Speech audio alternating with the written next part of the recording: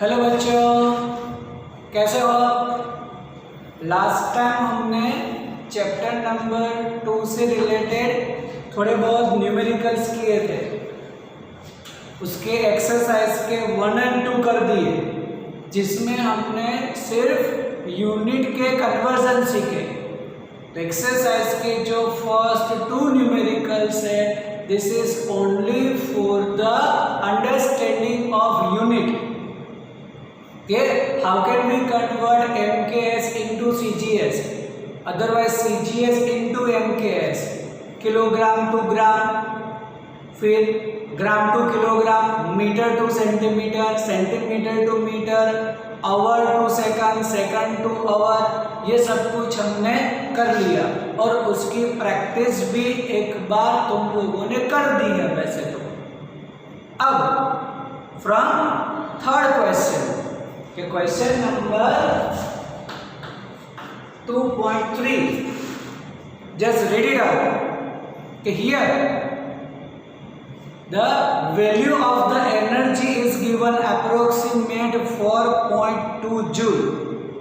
This is the joule is the unit of energy, otherwise we can say work. तो जैसे heat, फिर heat energy, work, सभी का unit joule है और वैल्यू कुछ दे रखी है हमें 4.2 joule and 1 joule is given as a 1 kg metre square पर सेकंड स्क्वायर। अब इसी को हमें यूज करना है in new system.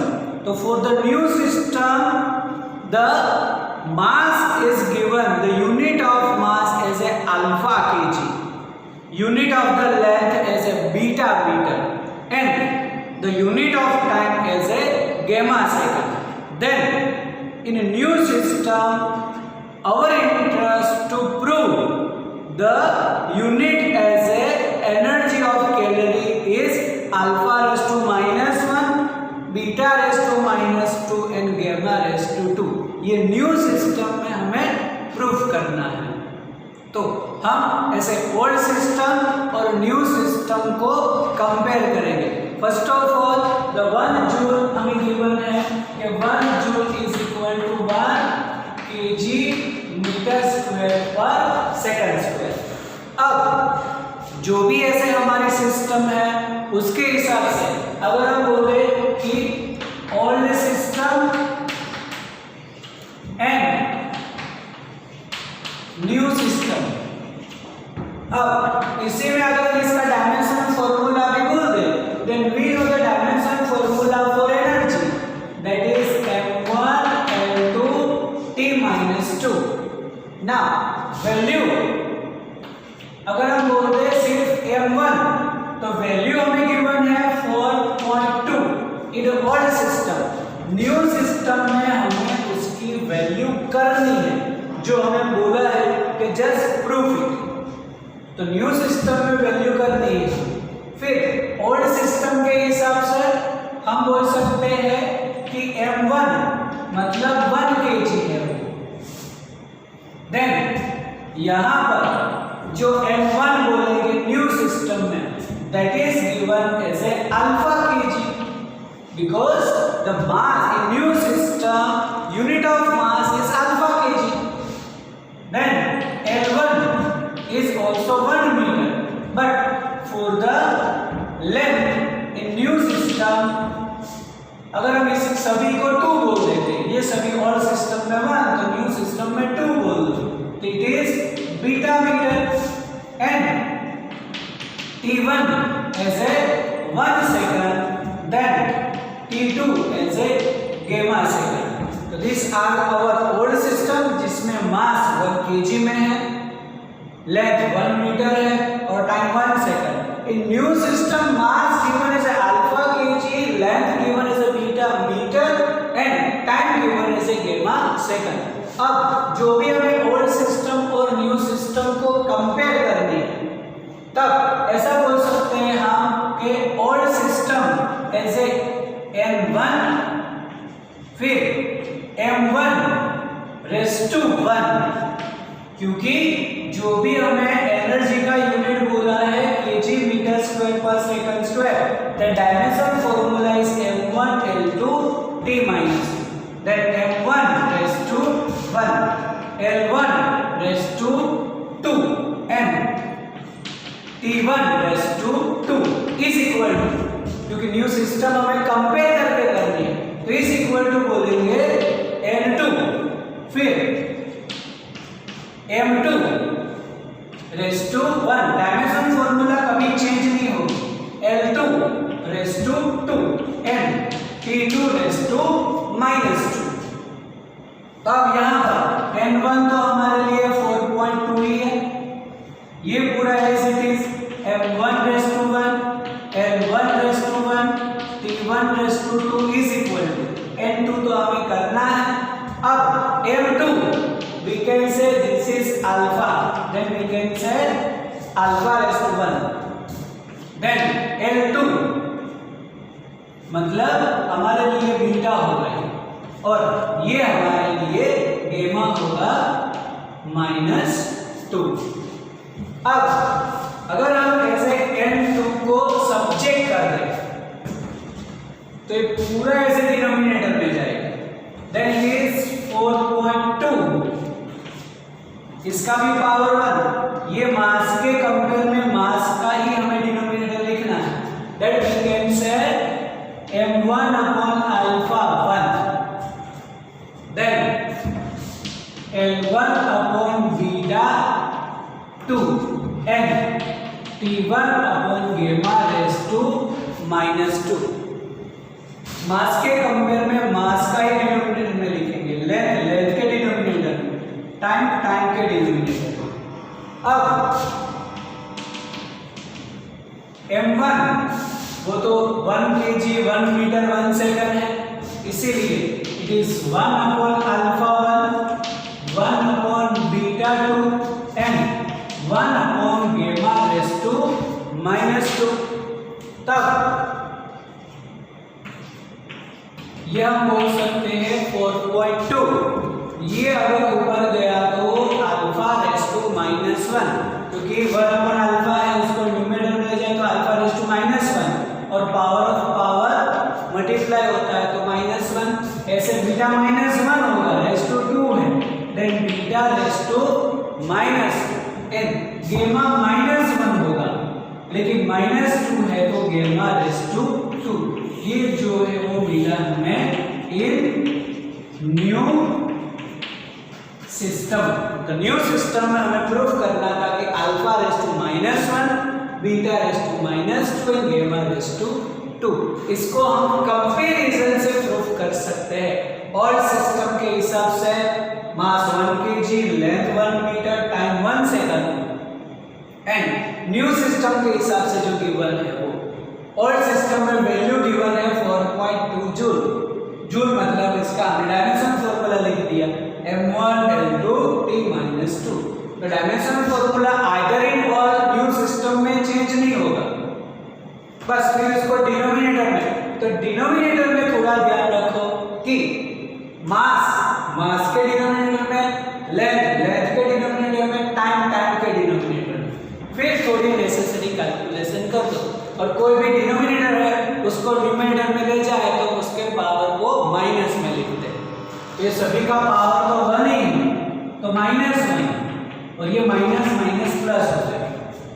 Then in new system the value 4.2 alpha raise to -1, beta raise to -2 and gamma raise to 2। Now about the 2.4। तो 2.4 में हमें कुछ ऐसा बोला हुआ है कि जो भी हमने कुछ स्टडी यहाँ पर की है उसको हमें लिखा हुआ है वो सही है कि नहीं, और अगर कोई भी ऐसी प्रॉब्लमेटिक है तो उसको रीराइट भी करना है हमें। देन फर्स्ट वन बोला है हमें कि atoms are very small particles, small substance. तो एटम स्मॉल है लेकिन कभी भी हम स्टडी करते हैं तो comparative study, always we are study with comparison. तुम भी ऐसे स्टडी करोगे तो बोलोगे कि भी जो भी दूसरे फ्रेंड्स हैं वो कैसे पढ़ रहे हैं, उसको पूछोगे, इनडायरेक्ट तुम उसको ऐसे इंक्वायरी करोगे और फिर उसके कंपेयर के हिसाब से तुम अपनी स्टडी चालू करोगे। हम भी जैसे हम कोई भी ऐसे क्लासरूम में बोल दे कि चलो कोई भी बच्चा है वो ऐसे क्लेवर है या कोई भी बच्चा है वो नहीं पढ़ता है, तो नहीं पढ़ता है इन द सेंस उसके कंपेयर में बाकी लोग अच्छी पढ़ाई कर रहे हैं। बाकी वो जो बच्चा नहीं पढ़ता है उसका मतलब ये नहीं कि वो मेहनत नहीं कर रहा, वो पढ़ता तो है लेकिन थोड़े टाइम के लिए, 5-10 minutes, half an hour, 1 our.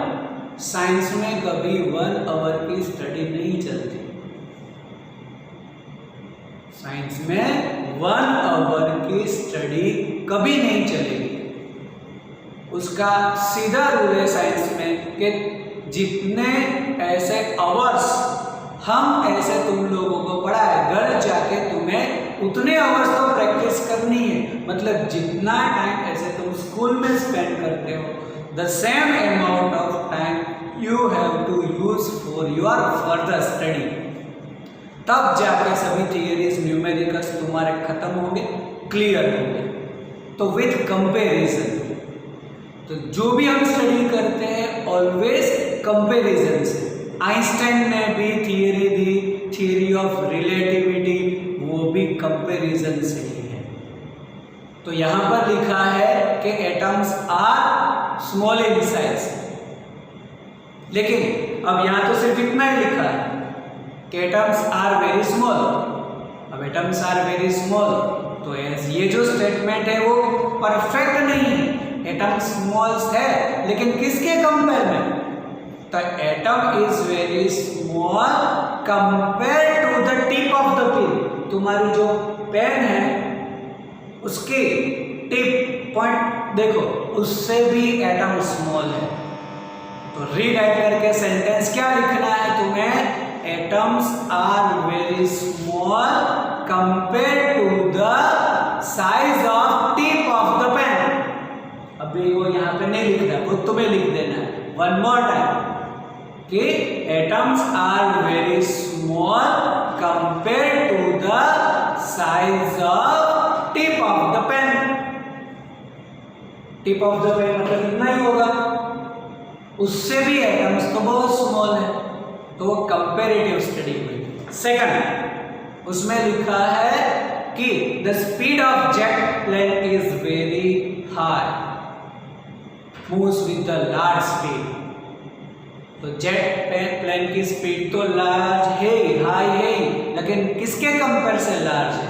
तो बोल देंगे जब मूविंग फास्ट ट्रेन, जो भी ऐसे फास्टेस्ट ट्रेन है उससे भी ज्यादा है, तो बोल सकते हैं कि speed of jet plane is very high या very large compare to the fastest train.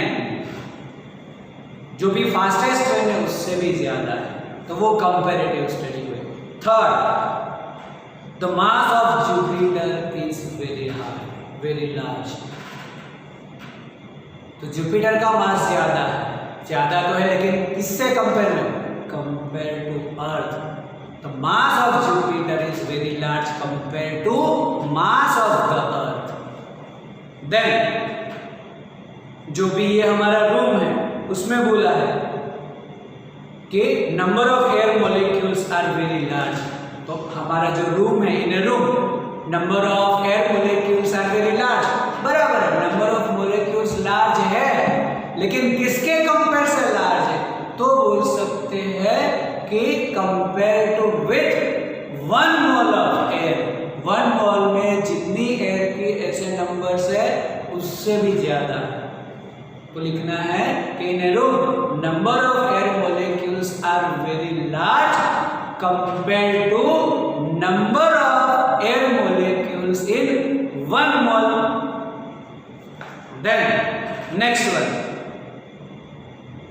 लिखा हुआ है कि the proton is more massive than electron. हाँ, ये सेंटेंस बराबर है। देखो इसमें कंपैरिजन हो गई कि इलेक्ट्रॉन से प्रोटॉन का मास ज्यादा है, तो proton is more masser than electron.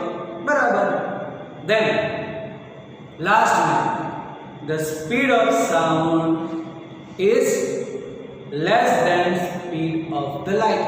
तो बराबर है. ये कंपेरेटिव स्टडी हुई. हमेशा सिर्फ बोल दे कि speed of sound is less, तो किसके कंपेयर में लेस? हाँ, द स्पीड ऑफ लाइट के कंपेयर में. तो जो लास्ट 2 सेंटेंस है वो एग्जैक्ट कंपेरेटिव के हिसाब से बराबर है. तो पूरा जो है वो जो मैंने बोला है वो लिख देना है. यहाँ पर मैं अब लिख नहीं रहा. नाउ अबाउट द 2.5, जिसमें हमें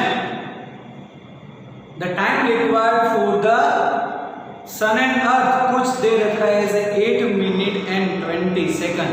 मतलब हमें टाइम ड्यूरेशन दे रखा है 8 मिनट 20 सेकंड.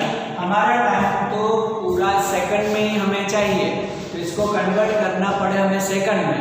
देन 8 इंटू 60 और प्लस 20 सेकंड कर देंगे, क्योंकि 8 मिनट एंड 20 सेकंड. तो ये हो गया 480 प्लस 20 मतलब 500 सेकंड्स हुई. इसका मतलब जो भी ऐसे लाइट दे रखा है तो लाइट को ऐसे अर्थ से सन तक पहुंचने के लिए 500 सेकंड्स रिक्वायरमेंट है, ऐसा बोल रखा है.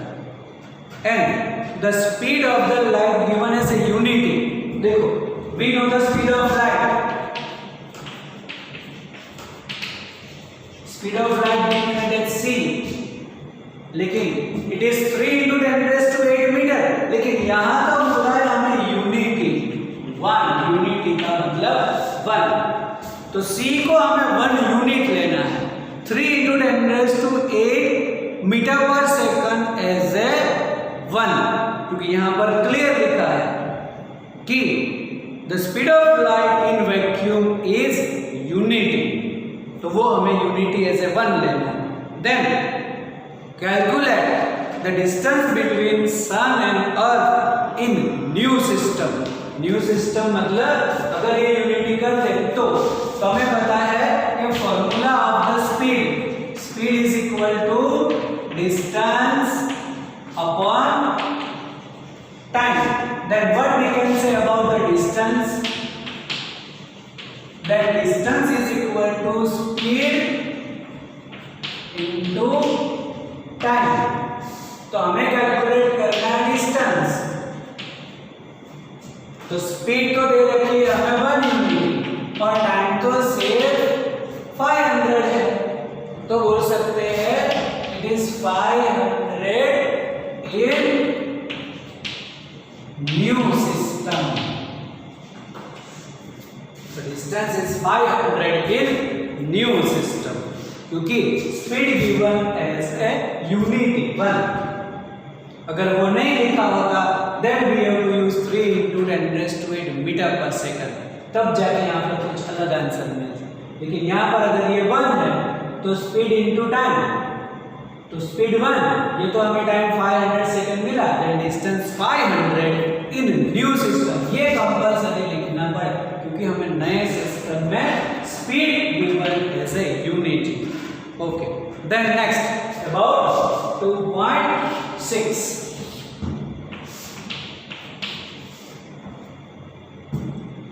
Measurement for the length is given and बोला हुआ है which one among is more accurate. अब याद करो कि एक्यूरेट का मतलब क्या, एक्यूरेसी का मतलब क्या. तो एक्यूरेसी मतलब हमारी जो वैल्यू है वो नियरेस्ट कितनी है. अब नियरेस्ट में हम बोल देंगे यहाँ पर हम स्मॉलेस्ट वैल्यू हम कितनी ले सकते हैं. जितनी स्मॉलेस्ट वैल्यू हम मेजर कर पाए that means that much is more accurate. जैसे हम टाइम की बात कर दें और टाइम के लिए कुछ ऐसा हमने एग्जाम्पल भी लिया है कि कुछ ऐसा लिखा है, एक क्लॉक में ऐसा लिखा है, दूसरी क्लॉक में लिखा है ऐसा. तो इस क्लॉक से हम 1 मिनट मेजर करते हैं और इस क्लॉक से 1 सेकंड मेजर करते हैं. तो ये बोलेंगे this one is more accurate because we are measuring the smallest ऐसे 1 सेकेंड या तो 1 मिनट। तो जितना हम स्मॉलेस्ट ले पाए measurement, this reading is more accurate. तो यहाँ पर लिखा हुआ है कि in vernier callipers there is a 20 divisions. तो 1 डिवीजन का वर्नियर कैलिपर्स में मेजरमेंट होता है 1 मिलीमीटर और उसी के अंदर 20 डिविजन्स है। मतलब हम बोल सकते हैं उसका स्मॉलेस्ट मेजरमेंट को हम लीस्ट काउंट भी बोल सकते हैं। Then least count of this type of vernier callipers. तो लीस्ट काउंट कैसे कैलकुलेट करेंगे? तो जितना एक स्मॉलेस्ट मेजरमेंट है जो डायरेक्ट मेजरेबल है तो वो 1 मिलीमीटर, उन बिटवीन कितने डिवीजन है 20। देन स्मॉलेस्ट मेजरमेंट हुआ 1/20। Then for the first one what we can say LC of vernier calipers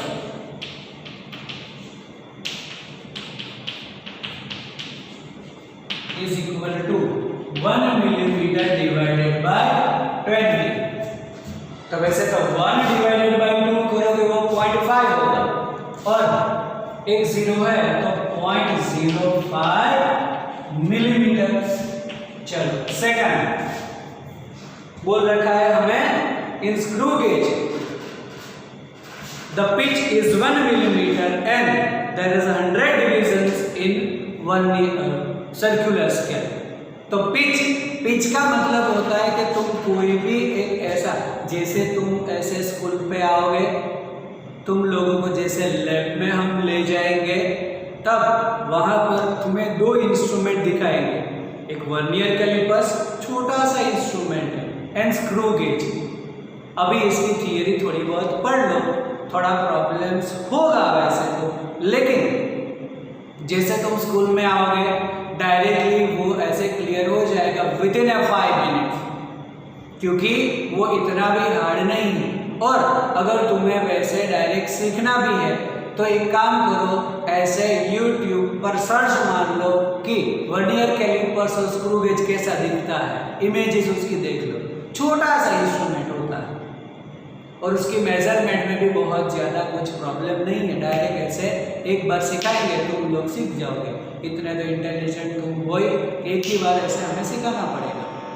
तो यहाँ पर बोला है पिच, तो ऐसे सर्कुलर स्केल पर तुम 1 रोटेशन करो तब वो कितना मिलीमीटर ऐसे डिस्प्लेस होता है उसको बोलते हैं पिच। तो पिच बोला हुआ है 1 mm और डिविजन्स दे रखे हैं हमें 100, तब इसकी LC बोल सकते हैं LC ऑफ स्क्रू गेज।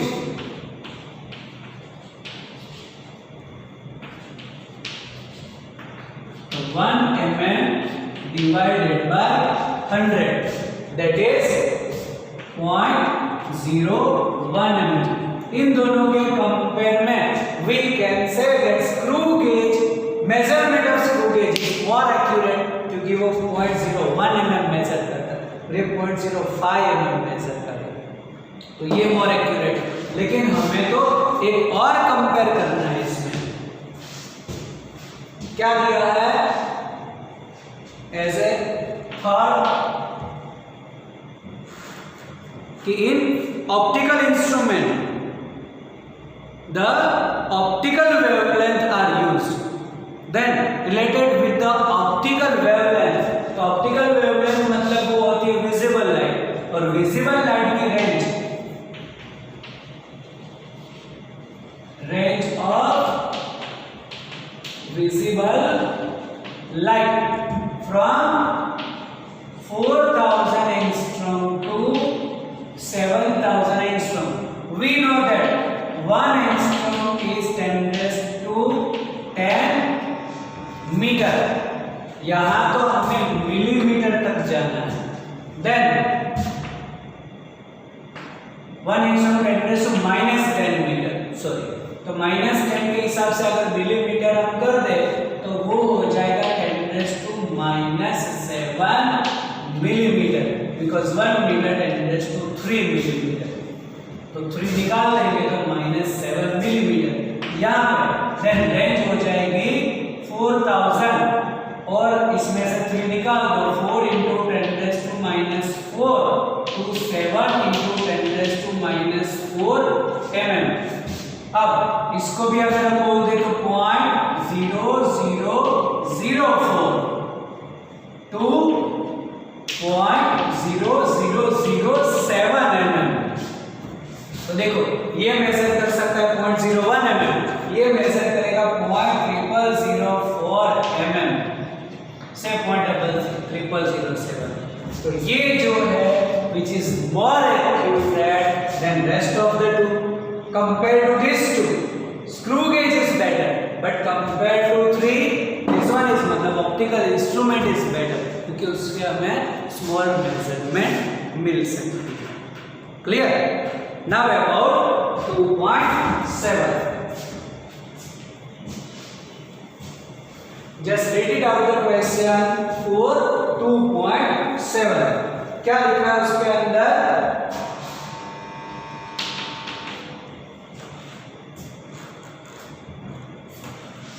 कि कोई भी पर्सन ऐसे 100 मैग्निफिकेशन जैसा कोई भी माइक्रोस्कोप है उससे कोई भी ऐसे हेयर ऑफ द ह्यूमन कुछ मेजर कर रहा है और he takes 20 observations and whatever the observation of the hair is 3.5 mm, then our interest to estimate the thickness of the hair, हमें करनी है thickness of the hair। तो यहाँ पर जो भी हमें दे रखा है उसको लिस्ट आउट करो पहले तो। कि मैग्निफिकेशन दे रखा है हमें, magnification m is equal to 100, number of observation 20। जितने ज्यादा ऑब्जर्वेशन हम लेते हैं उतना हम मोर एक्यूरेट वैल्यू कर सकते हैं। एक ही बार रीडिंग ले और बोलेंगे इतनी थिकनेस है, वो रीडिंग ऐसे लायबल नहीं होता। एक के दूसरा 2 बार, 2 से 3 बार, 5 बार, मिनिमम 5-6 टाइम्स हमें ऑब्जर्वेशन लेने होंगे। तो लैब में भी हम तुम्हें ले जाएंगे तब भी बोलेंगे जस्ट टेक द मेजरमेंट या take the observations as a 5 observations लो, इसके 5 टाइम्स उसको मेजर करो, एक ही चीज को बार बार रिपीट करो। और वही अप्लाई होता है थियरी लर्न करने में, न्यूमेरिकल लर्न करने में। आज हमने न्यूमेरिकल सिखा दिए, तुमने देख लिए, लिख लिए, तो क्या आ गया उसका? नहीं, उसको वापस तुम्हें रिपीट करना होगा। जैसे एग्जाम आएगी वो वापस तुम्हें रिपीट करना होगा उसको। ऐसे 3-4 बार रिपीट करोगे तब जाके वो दिमाग में बैठेगा। तो दिमाग में बैठाने के लिए भी हमें 3-4 टाइम्स तो रिवाइज करना ही है। तो जो रीडिंग हमें एक्यूरेट लेना है वो उसी टाइम पर हमें 5 टाइम्स रीडिंग 6 टाइम्स लेना है। यहाँ पर बोला है 20 ऑब्जर्वेशंस आर टेकन, तब जाके उसका एस्टिमेट ऐसे रियल मिलेगा। फिर अब बोला हुआ है कि जो भी ऐसे रेंज है उसी टाइम पर बोला हुआ है उसका मेजरमेंट। तो जो भी मेजरमेंट हमने दे रखा है कि area of the object is 3.5, मतलब जो भी हमें ऐसे मैग्निफिकेशन दे रखा है वो 100। अब उसका जो भी ऑब्जर्वेशन है उसको हम लिख सकते हैं कि व्यूड विथ,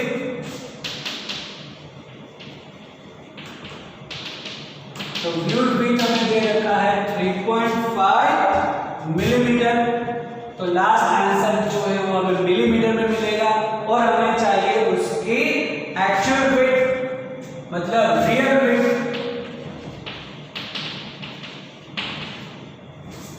तो मैग्निफिकेशन का फॉर्मूला होता है कि magnification is equal to viewed width divided by real width. और हमें चाहिए रियल विथ, तो viewed width divided by magnification को सिर्फ मैं m लिख रहा हूं नीचे। देन व्यूड विथ कितना है 3.5 mm divided by it is 0.035 mm। तो जो भी उसकी रियल विड्थ है वो 0.035 mm, जिसको हम ऐसे भी लिख सकते हैं कि अगर मैं 3.5 लिखना चाहूँ तो ये हो जाएगा 10⁻²⁻²mm। तो ये भी लिख सकते हो, ये भी आंसर में लिख सकते हो, कोई प्रॉब्लम नहीं है। हाँ, और नंबर ऑफ ऑब्जर्वेशन 20 है, वो तो एक्यूरेसी के लिए है, बाकी इसका कोई इस न्यूमेरिकल में कोई भी यूज नहीं है।